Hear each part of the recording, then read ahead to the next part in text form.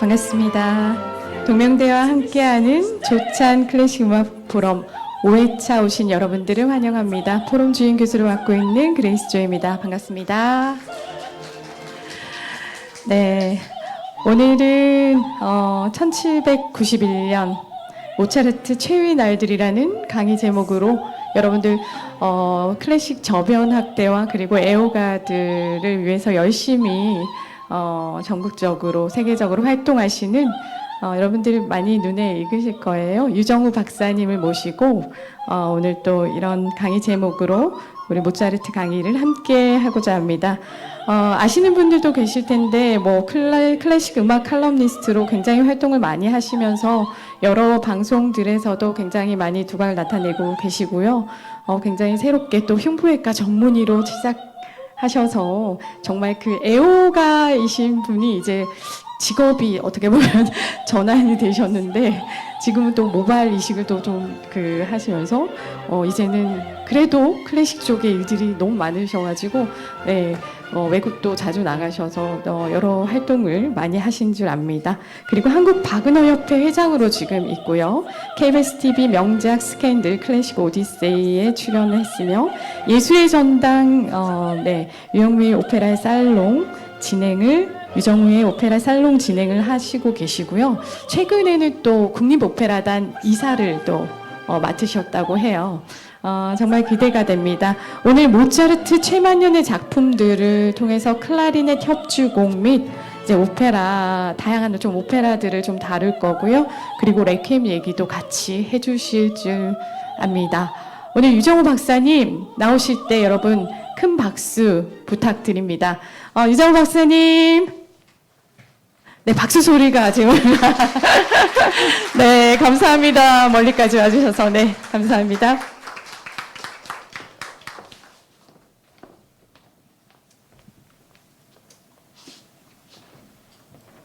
네, 교수님 감사합니다. 저 방금 소개받은 유정우라고 합니다.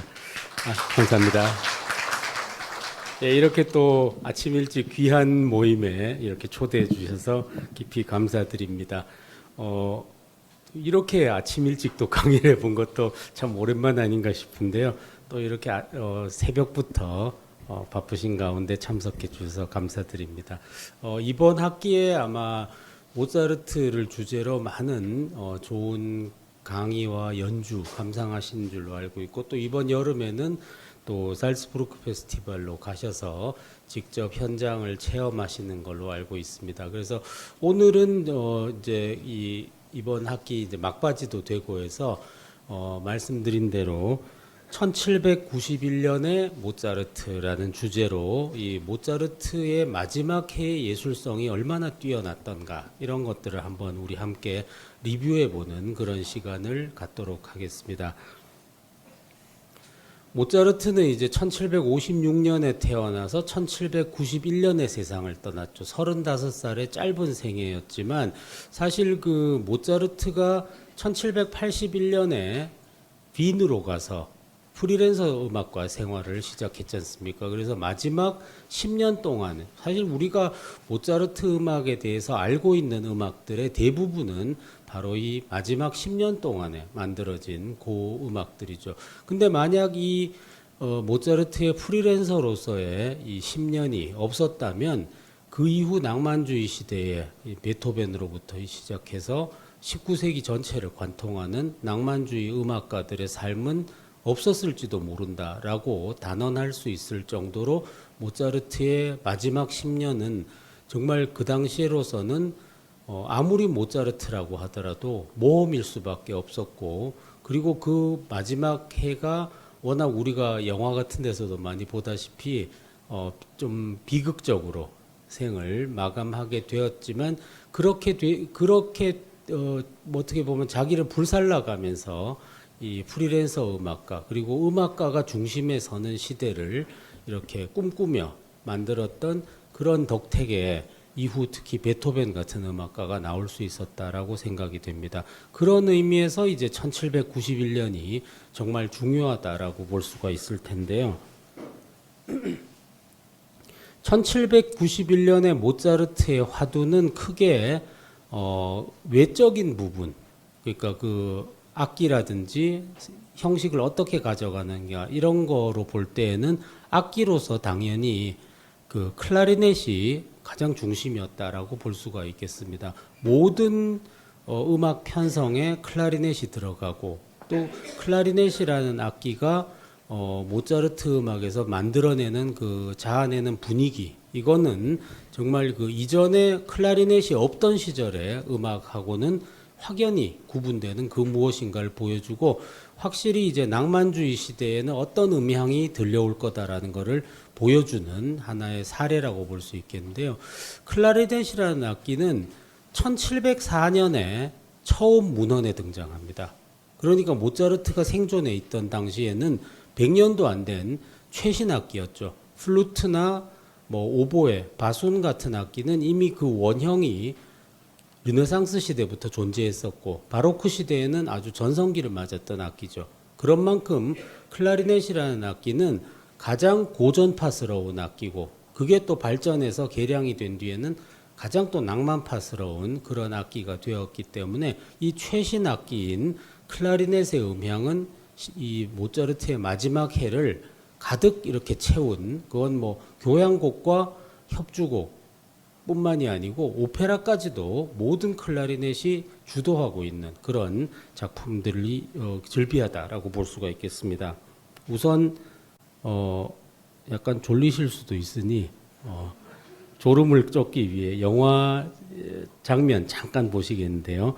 이 1980년작 아메리칸 지골로라는 것은 남자 매춘부를 뜻하죠. 그래서 그 LA 헐리우드와 그 로데오 거리에서 매춘을 하는 남자입니다. 근데 고급 매춘부죠. 근데 이 남자가 여러 가지 우여곡절을 겪게 되는 과정인데 이게 너무 그 당시로서는 스타일리시하게 그려져서 상당히 그 판타지스러운 요소를 가지고 있는데요. 여기 보시면 이제 리처드 기어의 아주 젊은 시절 모습이 나타나는데 모든 걸 몸에 그냥 그 고급으로 걸치고 사는 지골로인 이 줄리안이라는 남자가 있습니다. 근데 이 남자가 수많은 귀부인들과 이렇게 귀부인들의 그 어떤 여흥을 제공해 주는 남자죠. 그러다가 하루는 이 남자가 살인 사건에 연루됐습니다. 자기는 분명히 알리바이가 있고 딴 데 있었는데 자기가 옛날에 한번 하룻밤을 지냈던 여인이 살해당한 거죠. 그래서 유력한 용의자로 리처드 기어가 지목이 됩니다. 근데 이 리처드 기어의 알리바이를 증명해 줄 사람은 또 다른 귀부인인 거죠. 근데 만약에 그 귀부인이 리처드 기어의 알리바이를 증명하기 위해서 증언을 해버리면 자기 사생활이 파탄납니다. 당연히 해줄 수가 없는 일이죠. 그래서 2시간 동안 리처드 기어는 곤란을 겪다가 마지막에는 결국은 이제 이 여인이 그를 도와준다라는 그런 스토리인데요. 초반부터 굉장히 스타일리시한 영상이 나오다가 그리고 이제 그 블론디의 콜미라는 아주 유명한 노래가 또 주제가로 나오는데 여기 음악을 담당한 사람이 이탈리아 사람인데 이제 그 이탈리아 제일 북쪽의 돌로미티 지역은 독일어를 쓰는 지역이지 않습니까? 옛날 오스트리아 땅이었기 때문에 그래서 이 조르지오 모로더 바로 우리 88 서울올림픽 손에 손잡고를 작곡한 히트곡 제조기였던 조르지오 모로더가 음악을 다 맡고 있는데요. 의외로 이 사람이 마지막 엔딩 씬에서는 클래식 음악을 쓰게 됩니다.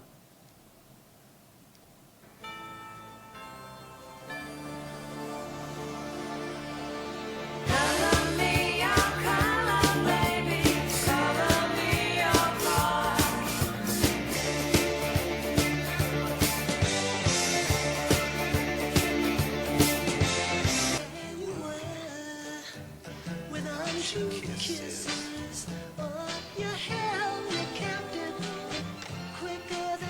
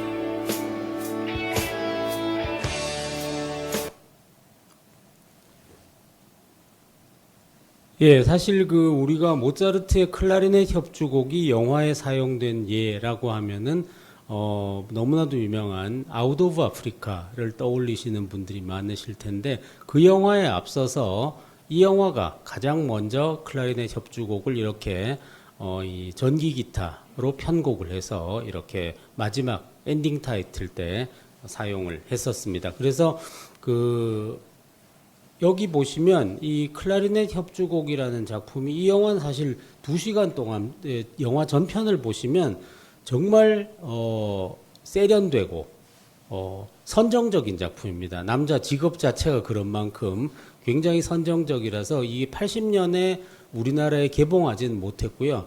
제가 이 영화를 본 거는 제가 그 기억하기는 중학교 때였던 거로 기억하는데 그 아마 연세 있으신 분들은 아실 텐데 우리나라에 옛날 미군 방송 AFKN이라는 것이 있었죠. 그래서 AFKN이 항상 그 주말 되면 토요일 밤에 심야에 12시 넘어갈 때 영화를 보여줬습니다. 근데 우리나라에는 개봉하지 않았던 이런 영화들, 그렇지만 굉장히 화제됐던 영화들을 보여줬는데 제가 중학교 때 저 영화를 보고는 완전히 그냥 눈이 휘둥그레져 가지고 아, 이게 저게 선진국의 삶이구나 이런 착각을 하기도 했었는데요.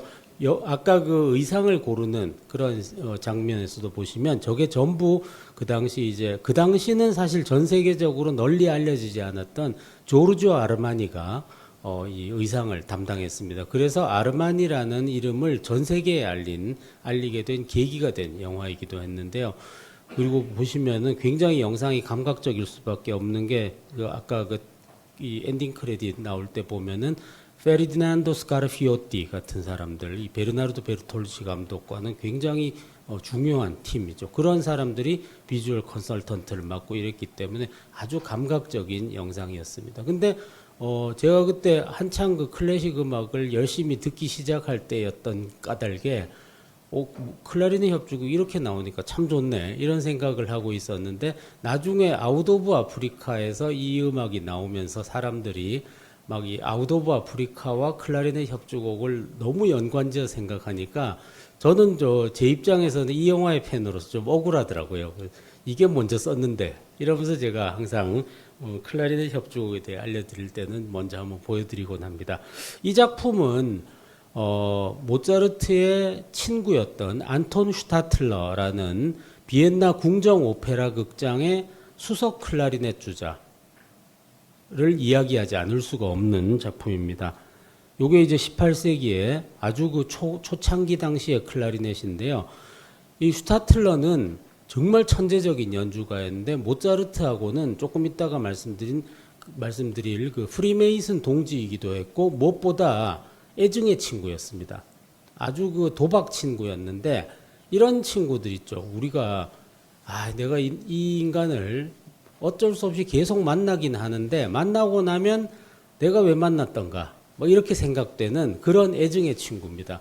특히나 슈타틀러는 안 그래도 모차르트도 만년에 궁핍해져 가고 있는데 도박 판돈을 빌리고 항상 이 마인드가 내 돈은 원래 내 돈, 네 돈도 내 돈 이런 스타일의 사람이라서 돈을 절대 갚지 않는 거죠. 근데 모차르트가 막 그 만나고 나서도 굉장히 싫어하면서도 이 친구의 재능 때문에 클라리넷이라는 자기가 지금 가장 관심 있는 악기의 최고 고수기 때문에 또 만나지 않을 수 없는 그런 애증의 관계였습니다. 그래서 이 슈타틀러가 당시 이제 최신 악기이기 때문에 독주곡이 별로 없죠. 그래서 모차르트한테 안 그래도 건강이 안 좋은 모차르트 보고 독주곡 만들어내라고 갈궈가지고 결국은 클라리넷 5중주곡을 써줍니다. 근데 기껏 그 명곡을 써줬더니 내가 이런 실내악곡이나 써달라고 그런 줄 아냐고 큰 협주곡 써달라고 막 이렇게 계속 갈구는 바람에 결국은 울며 겨자 먹기로 이 클라리넷 협주곡 A장조, 이 모차르트의 마지막 협주곡이고 정말 그 당시 기준으로 볼 때는 대곡이죠. 1악장의 길이만 해도 엄청나게 긴 이 대곡을 지어줬습니다. 근데 이 곡을 지어줬을 때가 모차르트가 세상 떠나기 딱 2달 전 10월에 막 피를 토하면서 써준 거죠.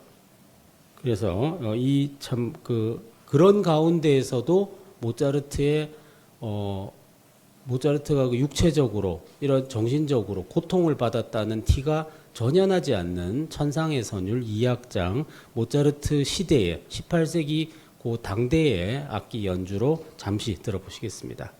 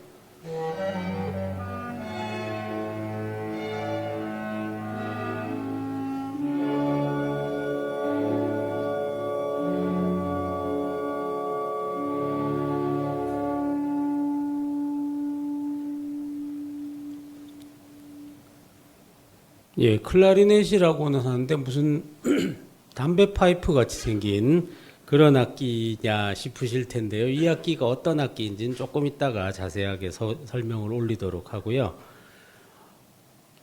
이 클라리넷이라는 작품의 명곡이 이렇게 탄생을 했는데 그와 동시에 작곡된 오페라, 모차르트가 생애 마지막 해에 작곡한 오페라 안에도 클라리넷은 굉장히 중요한 역할을 합니다. 모차르트의 작품 번호, 이게 모차르트는 이제 우리가 아는 오푸스 번호를 남기지 않았죠. 그래서 나중에 20세기에 와서 쾌히엘이라는 음악학자가 이 시대 순서, 모차르트가 작곡한 순서에 따라서 작품을 정리해서 600여 곡을 쾌히엘 번호, K 번호로 남겼습니다. 그래서 1791년에 작곡된 오페라는 마술피리와 티토 황제의 자비 두 가지가 있는데 이게 그 작곡된 순서대로라고 번호를 붙이는 게 쾌힐 번호니까 K 번호에서 마술피리는 620번 그리고 티토 황제의 자비가 621번이니 그러면 티토 황제의 자비가 마지막 오페라가 아니냐라고 생각을 하실 수 있는데요. 같은 시기에 작곡된 마지막 오페라 중에 하나이긴 합니다만 어느 게 선후 관계가 어떻게 되는지 조금 이따가 다시 한번 설명드리고요. 티토 황제의 자비는 사실 그 오페라 내용만으로 따지면 이게 그 당시 새로운 신성 로마 제국 황제가 즉위하고 그 레오폴트 황제라는 사람이 즉위를 하고 이 사람이 이 합스부르크가 지배하고 있던 오늘날의 체코 보헤미아의 그 왕으로 즉위식도 떠올려야 되기 때문에 프라하에서 보헤미아 왕 즉위식을 할 때 행사용으로 쓰기 위해 만든 작품이라서 내용은 정말 재미없습니다. 내용만으로는 너무 뻔한 얘기고 재미도 없고 이렇지만 그렇게 재미없는 오페라라고 버리기에는 음악이 너무 고급진 거죠. 그래서 음악은 정말 모차르트 최후기에 가장 원숙한 음악이 들어있기 때문에 기악적으로나 성악적으로나 완벽한 작품이다라고 볼 수 있겠습니다. 이 작품의 스토리를 조금 설명해 드리면 우리나라 옛날 그 무신정권 혼란기가 연상되는 시대의 이야기입니다. 이 무신정권이 문신들에게 반해가지고 그 정중부라는 사람이 그 반란을 일으켰죠. 근데 나중에 암살되고 경대승이라는 사람이 무신 정권을 계승했지만 나중에 병사하고 이의민이라는 사람이 또 정권을 잡았지만 암살당하고 최충헌이 무신 정권을 잡게 되면서 이제 안정적으로 세습을 하게 되지 않습니까? 옛날 국사 시간에 최씨 무신 정권이 이렇게 탄생하게 됩니다. 요거하고 똑같은 상황이 1세기에 네로 황제가 죽은 뒤에 로마에서 벌어졌습니다. 이제 군벌들의 시대가 된 거죠. 군인들이 자기들이 황제가 되기 시작합니다. 그래서 갈바라는 사람이 맨 처음에 황제가 됐는데 암살당하고 그 뒤에 오토라는 사람이 또 정권을 잡았는데 반란이 일어나 자살하고 그 다음에 아주 강력한 장군이었던 비텔리우스가 정권을 잡아 황제가 됐는데 이 사람은 너무 폭정을 하다가 결국은 반란이 또 일어나서 처형됐습니다. 그리고 이 난리를 수습한 사람이 바로 베스파시아누스였습니다. 이 베스파시아누스 장군이 황제가 되면서 정권이 안정이 되고 아들들에게 이제 세습을 해줄 수 있게 됐죠. 그리고 이 베스파시아누스 장군의 그리고 황제의 아들이 바로 오늘의 주인공 티투스 황제가 되겠습니다. 그래서 이 티투스 황제로 이어지는 요 황조를 플라비우스 황조라고 하는데요. 이 플라비우스 황조가 이어지면서 이제 정권은 다시 안정을 되찾게 됩니다. 그래서 아주 로마는 또 번영을 이루게 되는데 문제는 전 황제이자 베스파시아누스 황제가 자기 옛날 동료였지만 황제가 되고 나서는 폭정을 일삼아서 다시 쿠데타를 일으켜서 이 처형시킨 이 비텔리우스 황제에게는 비텔리아라는 공주가 있었습니다. 근데 비텔리아와 티투스 황제는 어릴 때는 아버지들끼리 친구여서 친하게 지내다가 결국은 이 국가의 혼란기에 애증의 관계가 될 수밖에 없는, 그래서 이 오페라 안에 비텔리아와 티투스 황제가 다 등장을 합니다. 로마 가시면 보시는 이 콜로세움이 바로 원래는 플라비우스 경기장이었는데요. 콜로세움이라는 거는 원래 이 자리에 콜로수스, 거대한 동상이 있었던 곳에 이 경기장을 지었다고 해서 콜로세움이라는 별명이 붙었고, 원래는 플라비우스 경기장이었습니다. 그러니까 플라비우스, 바로 티투스 황제 때 만들었다라는 것이 되겠습니다.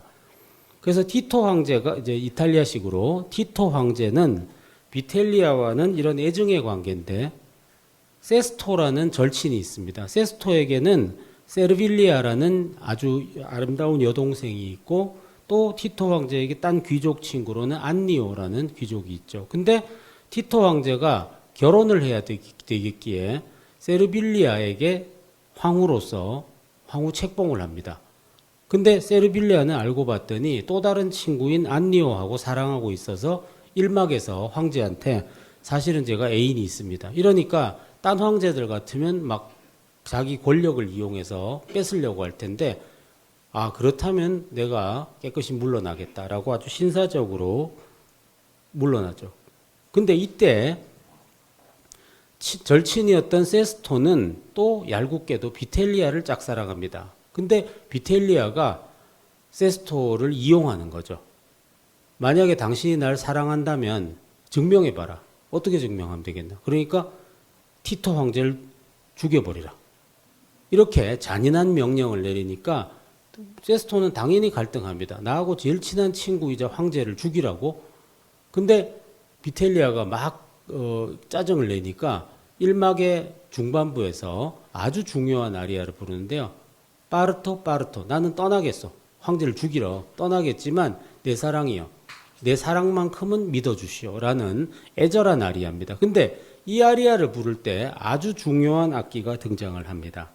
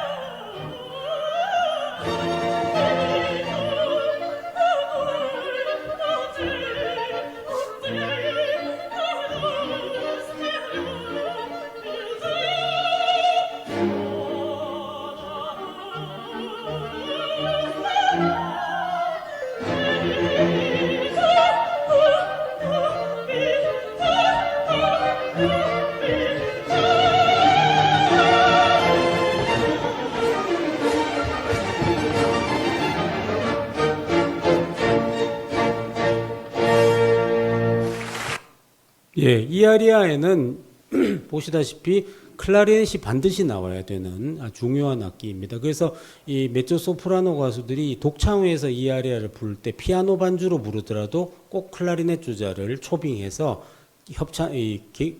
게스트로 불러서 이렇게 협연을 많이 하게 되죠. 그래서 그 방금 보시다시피 정말 그 클라리넷이 중요한 역할을 합니다. 2막 마지막에 오페라 끝나기 직전에 비텔리아의 큰 아리아가 있는데 거기도 클라리넷이 굉장히 중요하게 사용이 되게 됩니다. 이렇게 된 배경은 그 참 방금 보신 영상은 그 2017년 살츠부르크 페스티벌 실황인데요. 올해 여러분들 가시는 살츠부르크 페스티벌 올해 공연에도 이 티토 황제의 자비 공연이 있습니다. 그래서 무려 이 세스토 역을 지금 현존 최고의 메조소프라노인 체칠리아 바르톨리가 부를 예정이어서 아주 기대를 모으고 있는데요. 이 티토 황제의 자비는 말씀드린 대로 체코에서 초연된 작품입니다. 프라하의 보헤미아 왕 즉위식을 위해서 썼기 때문에요. 그래서 이 프라하 가보시면 이 불타바 강에 까렐 다리가 걸쳐져 있고 이 언덕 위에 프라하 성이 있죠. 그리고 강변에 이 드보르작 음악의 전당인 국민극장이 있고 구시가지 중심에 그 시계탑이 있는 대광장이 있지 않습니까? 그 근처 골목에 가보시면 초연 현장이 여전히 존재합니다. 이 초록색의 아름다운 외관으로 되어 있는 이 체코 말로는 스타보스케 디바들로, 그러니까 그 영어로는 에스테이트 극장이라고 하는데요. 그 당시 이제 왕실의 영지 안에 있는 극장이다라고 해서 에스테이트 영지 극장이라고 합니다. 바로 돈조반니와 티토 황제의 자비가 초연된 역사적 현장이죠. 근데 여기에서 왜 중요한 아리아에 저렇게 클라리넷이 엄청 중요하게 쓰이냐? 이것도 슈타틀러 때문입니다. 슈타틀러는 비엔나 궁정 오페라 극장의 연주가였기 때문에 당연히 이 황실에서 행사를 하는데 프라하까지 가서 한 달을 있으면서 공연 준비를 해야 되는 거죠. 이 무료하기 짝이 없습니다. 그래가지고 모차르트를 또 갈고 가지고 이 오페라 안에 내 클라리넷이 활약할 수 있는 곡도 좀 집어넣어줘. 이래가지고 모차르트가 써준 곡인데 참 음악 애호가들에게는 너무나도 감사하게도 방금 아까 아리아 들어보시면 어떻게 저런 선율을 만들어낼 수가 있나. 이게 제가 축약을 했습니다만 한 7분 정도 되는 전곡을 한번 들어보시면 야, 모차르트 선율의 최상급이 담겨 있구나라는 걸 느끼실 수가 있으니까 나중에 한번 감상해 보시면 좋을 것 같습니다. 근데 아까나 지금이나 이 클라리넷들이 좀 비정상적으로 깁니다. 아까 담배 파이프 같이 생긴 거라든지 방금 연주가가 나온 거 보면 굉장히 긴 클라리넷을 쓰고 있는데요. 요게 바로 특수 클라리넷입니다. 그래서 오늘날 일반 클라리넷보다 훨씬 깁니다.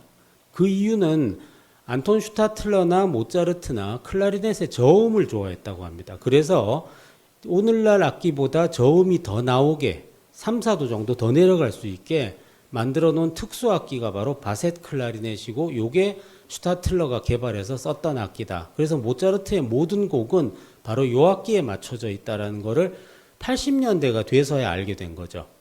그 이유는 참 이 슈타틀러도 엔간한 인간인 게 모차르트를 저렇게 괴롭혀 가지고 그 큰 곡을 얻어내고는 순식간에 악보를 다 외워버렸습니다.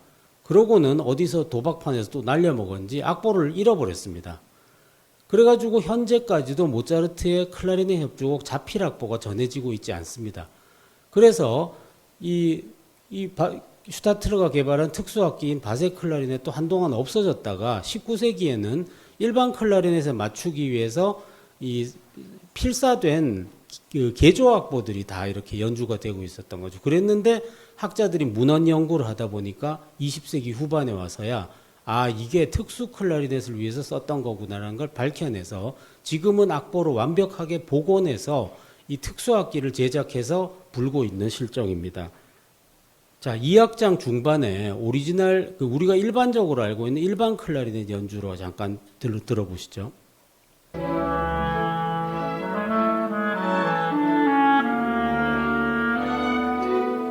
요건데 알고 봤더니 저음을 더 내는 바셋 클라리넷을 위해서는 저렇게 따다라단딴딴딴딴 이렇게 한번 위로 올라가지 않고 그냥 밑으로 내려가게 돼 있다라는 거죠. 바셋 클라리넷 연주로 들어보시죠.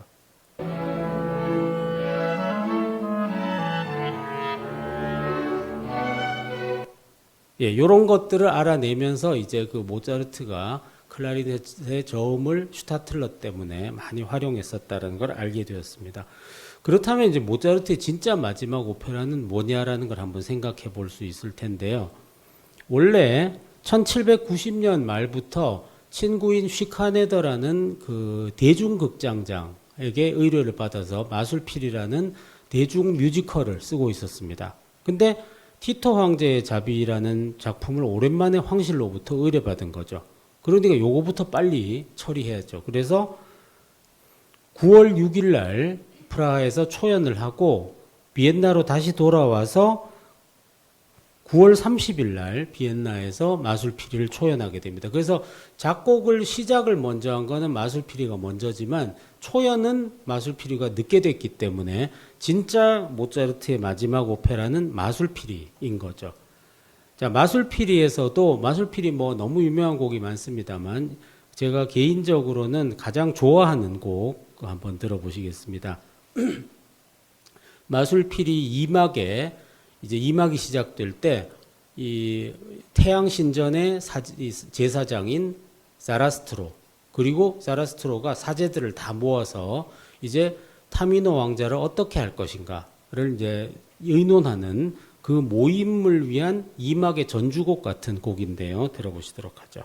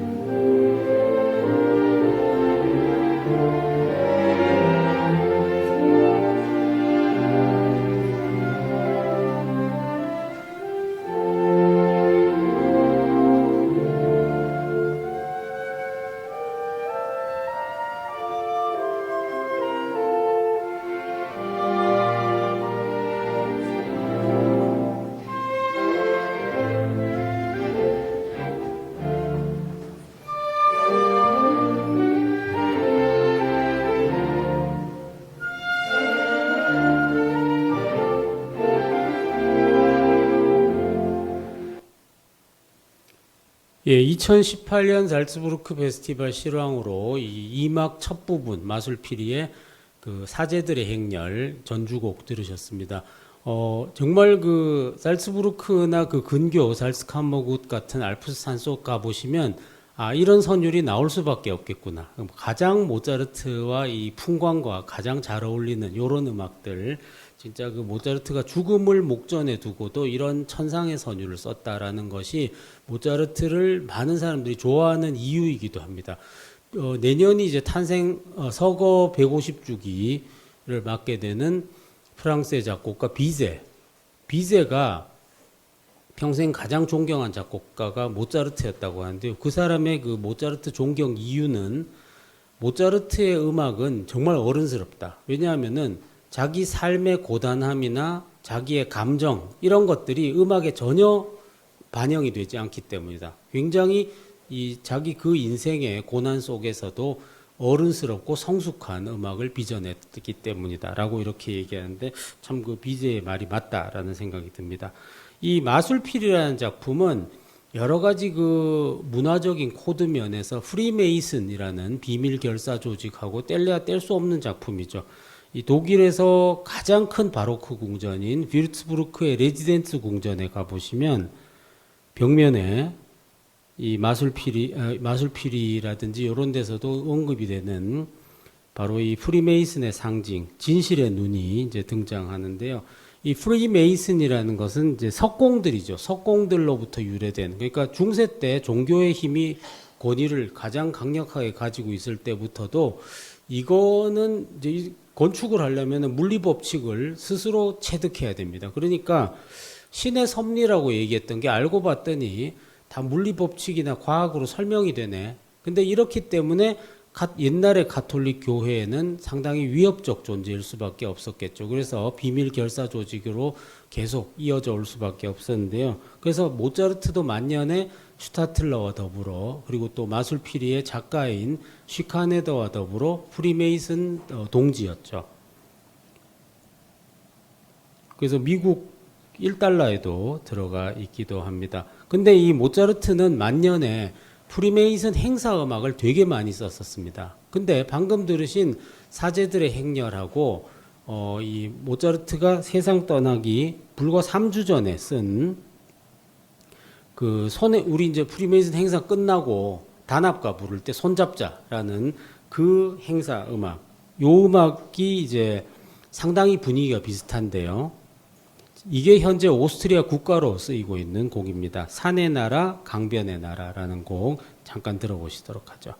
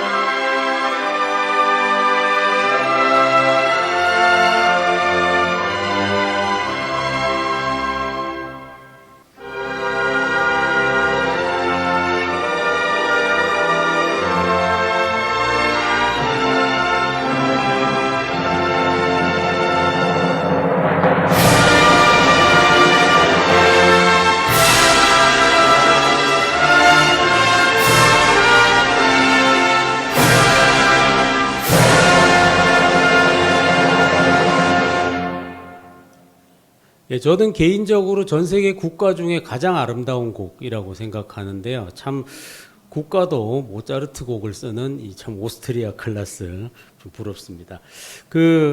요 시점에서 1791년 모차르트에게 가장 중요한 화두가 또 무엇이었냐 생각하면 후가를 생각할 수 있습니다. 후가라는 거는 바로크 시대 우리가 바흐 곡에 많이 나오지 않습니까? 굉장히 복잡한 선율이 모방되고 반복되면서 겹쳐지는 바로크 시대에 만든 그 대위법이라는 방식 중에서 가장 복잡하고 정교하고 완결적이다라는 평을 받는데 여기 이 자리에서 제가 후가를 설명하라고 하면은 뭐 제대로 다 설명할 수도 없을 뿐더러 우리가 이제 들어보면 듣는 느낌으로 알 수 있는 후가의 그 바흐 음악의 느낌들이 있지 않습니까? 바로 그런 거라고 생각하시면 되겠습니다. 근데 이 후가라는 바로크 음악이 만든 가장 양식의 형식의 정수라고 할 수 있는 거를 이 모차르트는 인생 말기에 자기들 고전파 음악의 틀 안에 계속 접목시켜서 쓰려고 했습니다.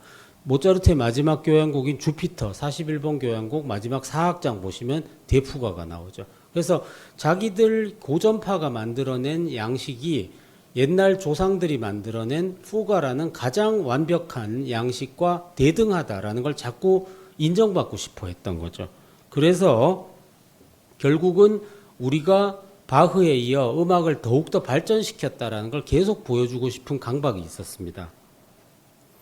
이 마술피리 2막에 보면 이제 침묵의 시련을 다 겪은 타미노가 불과 물의 시련을 겪음으로써 이제 시련이 다 끝나고 시험을 통과하게 되는 장면인데 여기에서 불과 물의 시련을 겪게 되는 그 사원을 지키는 갑옷 입은 두 문지기의 노래가 나오는데요.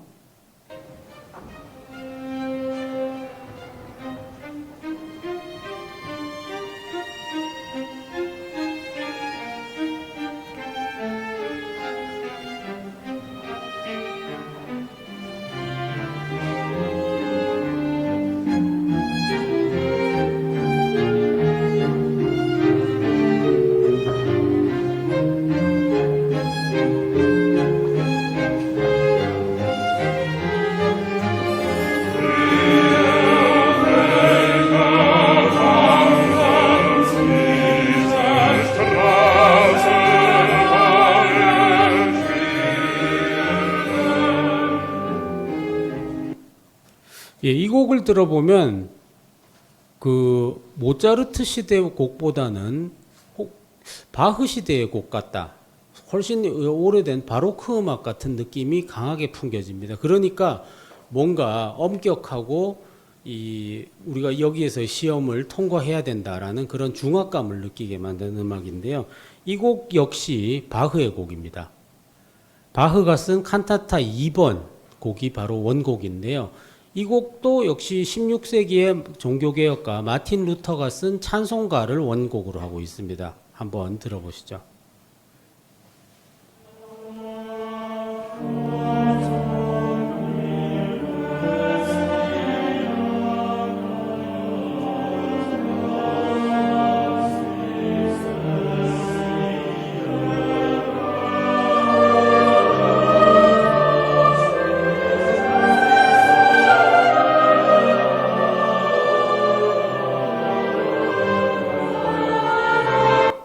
예, 보시는 바와 같이 그 모차르트는 만년 몇 년 동안은 바흐 음악과 내 음악은 대등하다라는 것을 받으려는 것처럼 그 바흐 음악을 적극적으로 접목해서 창의적인 새로운 그 무언가로 만들어내려고 끝까지 사실 마술필이라는 작품은 대중들이 봐야 될 대중극인데 이런 작품에서까지도 저런 실험을 계속하고 있었다라는 것을 알 수가 있습니다. 그것이 바로 마지막 작품인 진혼곡 레퀴엠에게까지 그 흔적이 남아 있는데요.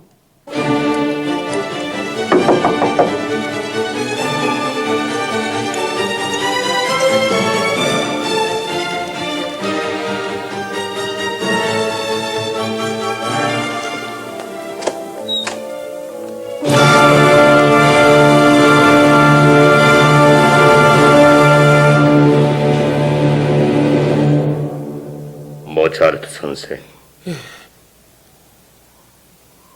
당신에게 곡을 의뢰하려고 왔어. 무슨 곡이죠? 죽은 자를 위한 미사곡이요. 죽은 자? 누가 죽었어? 진혼곡을 헌사받을 만한 사람인데 받지 못했어. 당신 누구요? 나는 심부름꾼일 뿐이에요. 하겠소? 돈은 충분히 드리겠소.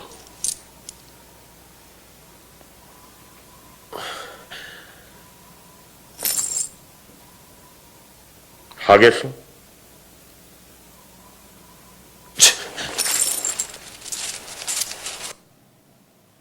예, 아마데우스에 잘 나와 있듯이 모차르트는 어느 날 곡을 의뢰받게 되는데요. 물론 여기서는 이제 영화에서는 허구의 얘기로 살리에리가 변장을 하고 의뢰하는 거로 되어 있습니다만 원래는 이제 폰 발제크라는 백작 집안에서 자기 부인을 추모하기 위해서 마치 자기가 쓴 곡인 걸로 속이려고 저렇게 비밀스럽게 그 당시 귀족들은 이런 짓들을 자주 했다고 합니다. 그래서 의뢰를 했던 진혼곡. 그렇지만 건강이 악화되고 있던 모차르트는 마치 자기를 위한 진혼곡이라고 생각을 했을 수도 있겠죠.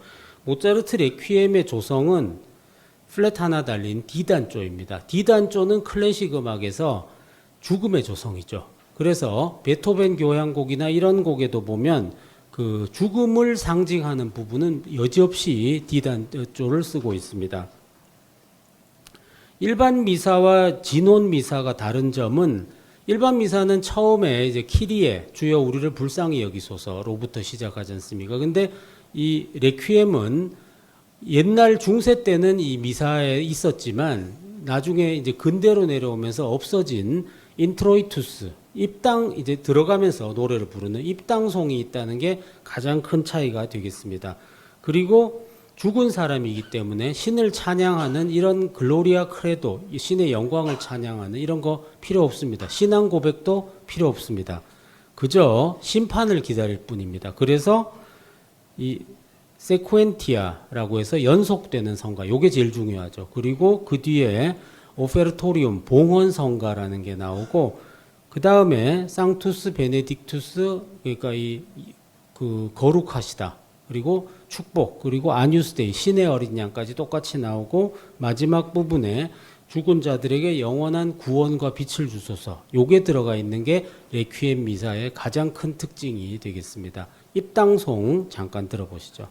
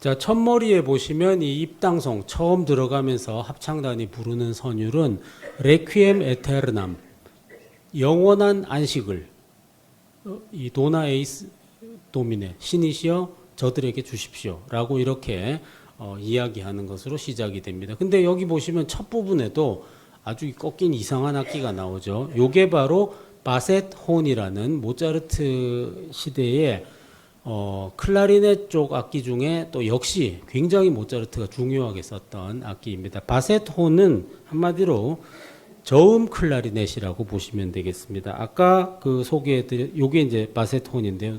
저음을 내려면 길어야 되니까 당시 기술로는 길고 고든 악기를 만들 수 없어서 이렇게 꺾어 놓았습니다. 불기 쉽게.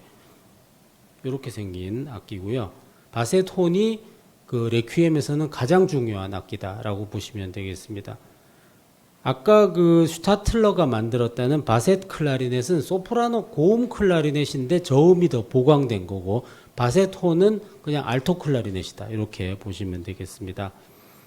그리고 나서 레퀴엠, 진혼 미사에 뭐 모차르트, 베르디, 뭐 포레, 그리고 브리튼의 전쟁 레퀴엠에 이르기까지 가장 중요한 특징이 세쿠엔티아, 연속되는, 영어로 하면 시퀀셜, 그러니까 이 연속이 되는 성가다라고 보시면 되겠는데요. 우선 첫 번째는 심판을, 이제 심판의 날이 올 거니까 너희들 죄 짓지 마라라고 경고하는 디에스 이레가 등장을 합니다. 아주 격렬하죠.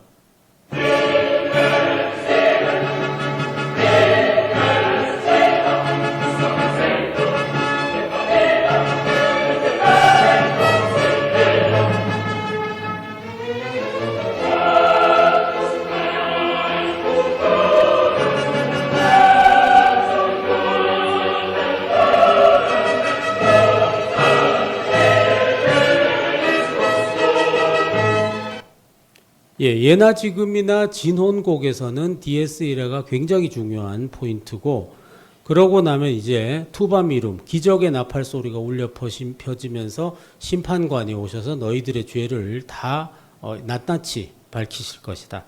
그러고 나면 이제 그 심판관이 이어 염라대왕, 이제 최후의 심판을 준비하는, 한마디로 이제 예수님의 재림이라든지 이런 거겠죠. 렉스 트레멘데, 사람을 덜덜 떨게 만드는 공포의 대왕이 오실 것이다 라고 하는데요.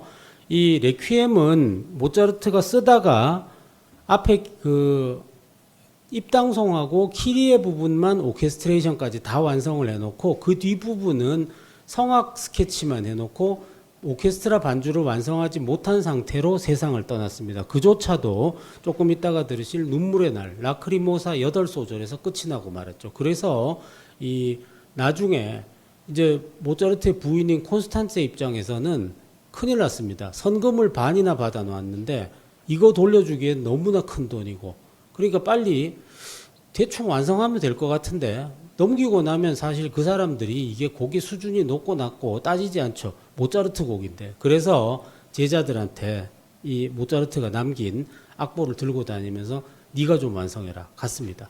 근데 이 중에 제일 똑똑한 제자이고 수제자였던 요세프 아이블러라는 사람은 악보를 딱 보자마자 아 이거 좀 못합니다. 왜? 그러니까 선생님의 이 위대한 곡에 제가 누를 끼칩니다. 절대적으로. 저는 100% 욕먹습니다. 못합니다. 그래가지고 돌려보냈죠. 계속 돌려보는데 그 나머지 우수한 제자들이 다 그랬습니다. 그러다 보니까 결국은 제일 능력이 덜 떨어지고 모차르트도 얘가 덜 떨어진 걸 알기 때문에 단순 작업만 맡겼던 쥐스마이어라는 제자한테 갔더니 이 친구는 뭐 하죠 뭐 이렇게 돼가지고 자기가 하던 단순 작업만 그대로 한 거죠. 모차르트의 오케스트레이션 기본 틀 흉내만 내고 거기다가 이 친구는 금관악기 나팔 부분하고 팀파니 빵빵 때리는 타악기 요거만 첨가하던 사람이었습니다. 그래서 모든 곡에 과도하게 금관악기와 팀파니가 많이 들어가는 거죠. 자, 이 렉스 트레멘데 공포의 대왕 첫머리 한번 들어보십시오.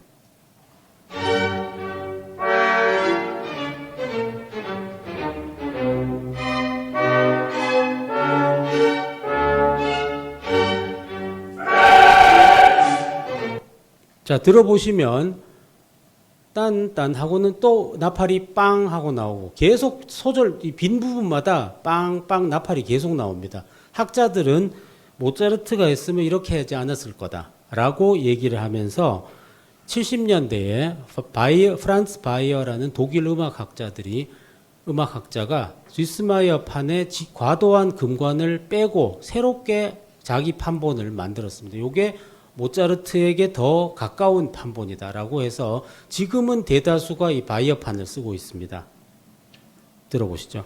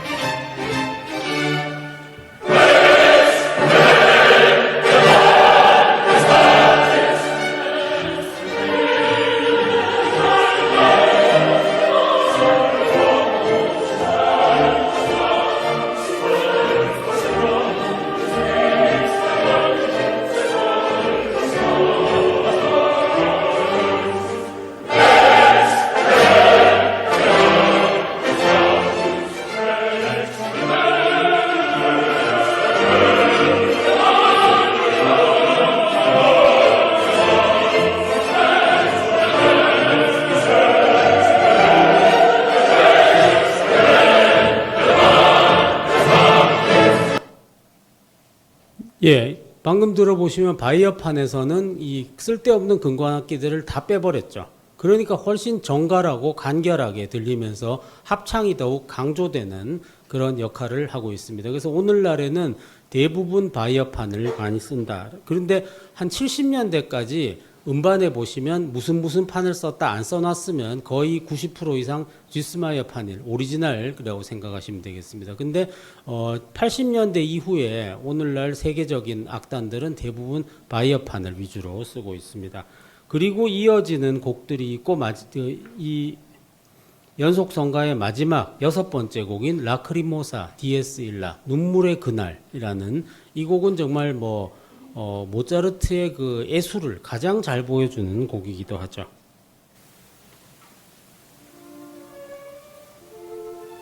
여보? 여보! 여보! 여보!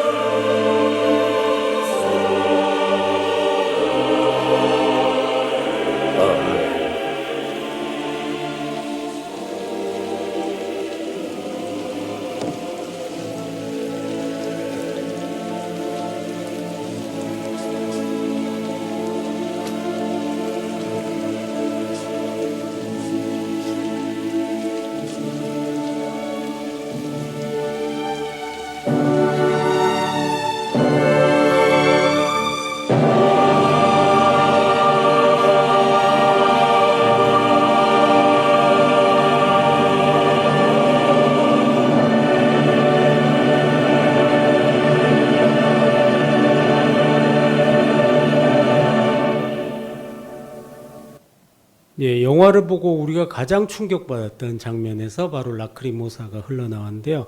마지막 부분에 보시면 아멘 하고 이렇게 끝나지 않습니까? 근데 요게 바로 학자들이 가장 고민에 빠졌던 부분입니다. 이게 원래 모차르트는 이렇게 단순히 이 우아하고 슬픈 곡 마지막을 이렇게 시멘트 막 땜질하듯이 아멘 이렇게 끝내려고 하지 않았다는 게 학자들의 연구 결과였기 때문입니다.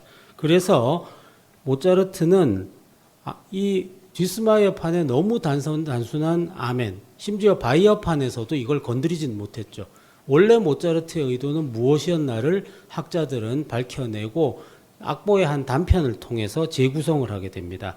원래는 모차르트는 죽을 때까지도 후가를 만들고 싶어 했습니다. 그래서 이걸 아멘 후가를 하려고 했는데 그 세상을 떠나는 바람에 뜻을 이루지 못했죠. 그래서 로버트 레빈이라는 미국의 음악학자이자 피아니스트가 결국은 모차르트 악보 조각들을 이어붙여가지고 새롭게 아멘 후가를 완성한 레빈판을 만들었습니다. 그래서 요즘 전 세계 레퀴엠 공연을 할 때 레빈판도 많이 공연이 되고 있습니다. 바이어판하고 거의 차이가 없는데 아멘 후가가 되어 있다라는 걸 생각하시면 되겠습니다.